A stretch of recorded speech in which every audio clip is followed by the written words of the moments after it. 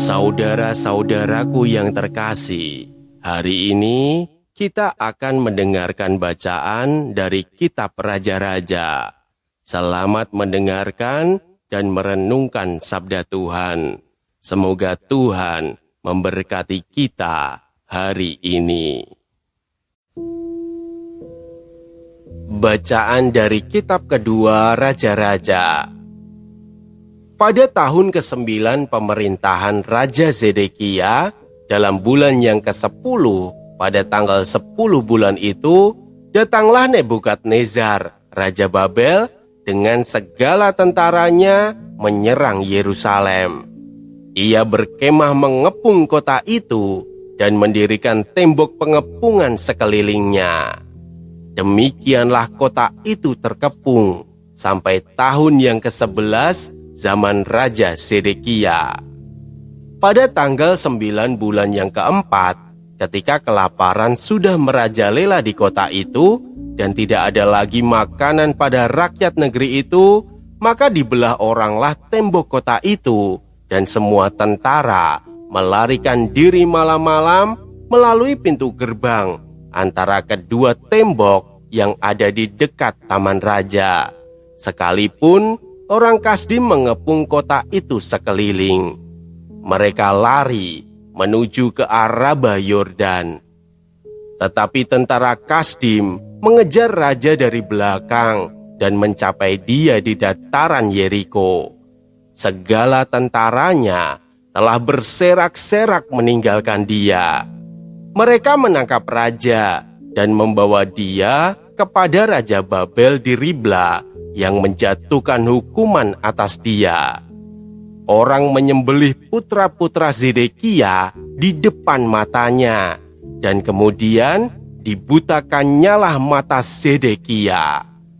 Lalu dia dibelenggu dengan rantai tembaga dan dibawa ke Babel.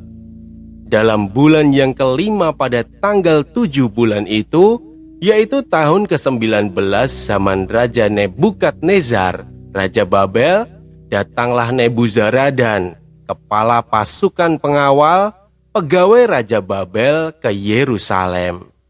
Ia membakar rumah Tuhan, rumah raja, dan semua rumah di Yerusalem. Semua rumah orang-orang besar dibakarnya dengan api. Tembok sekeliling kota Yerusalem dirobohkan oleh semua tentara Kasdim yang ada bersama-sama dengan kepala pasukan pengawal itu.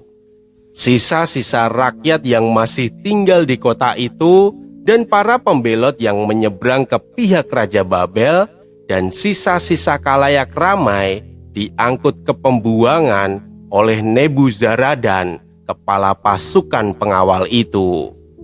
Hanya beberapa orang miskin dari negeri itu ditinggalkan oleh kepala pasukan pengawal itu. Mereka menjadi tukang-tukang kebun anggur dan peladang. Demikianlah sabda Tuhan.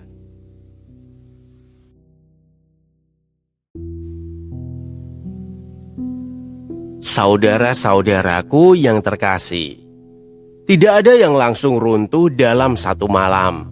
Sebuah bangunan besar retak sedikit demi sedikit sebelum akhirnya roboh. Sebuah hubungan memburuk melalui banyak hal kecil yang diabaikan. Demikian pula kehidupan rohani. Jatuhnya seseorang seringkali bukan karena satu keputusan besar, melainkan karena banyak kompromi kecil yang dibiarkan terus terjadi. Bacaan hari ini menggambarkan salah satu peristiwa paling menyedihkan dalam sejarah bangsa Israel. Yerusalem dikepung oleh pasukan Babel. Kelaparan melanda kota. Tembok pertahanan akhirnya ditembus.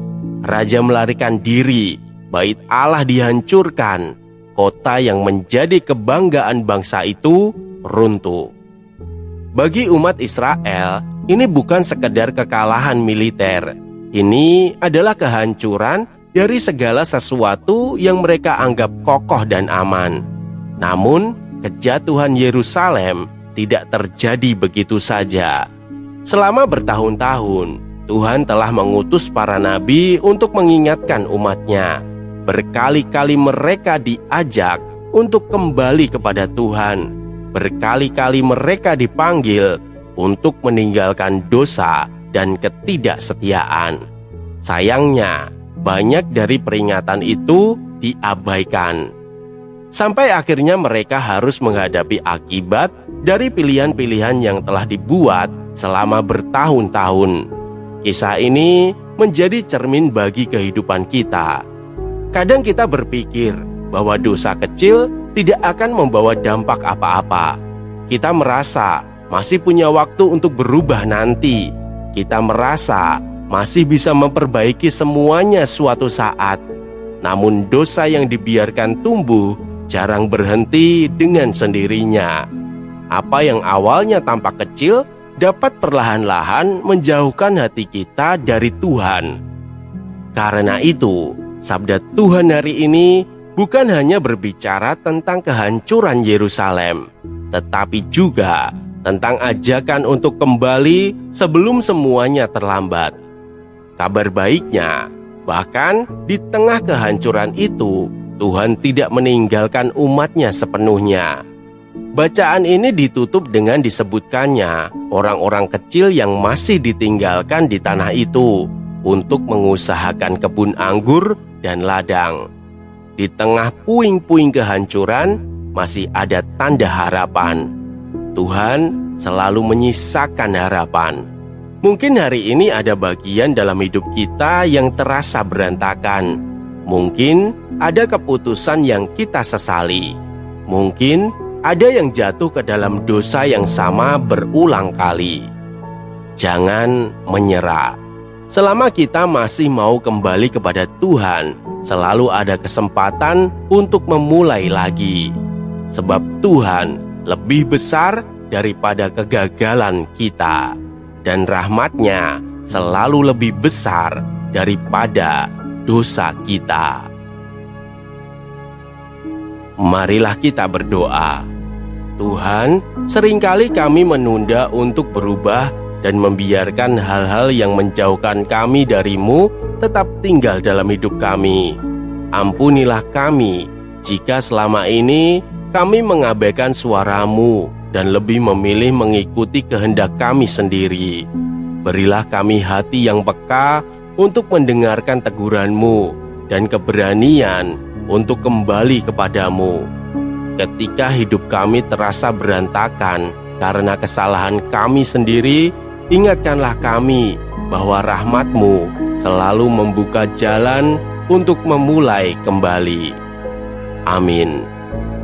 Jangan biarkan sabda ini berhenti di kamu. Jika hari ini kamu merasa Tuhan berbicara padamu lewat bacaan ini, bagikanlah.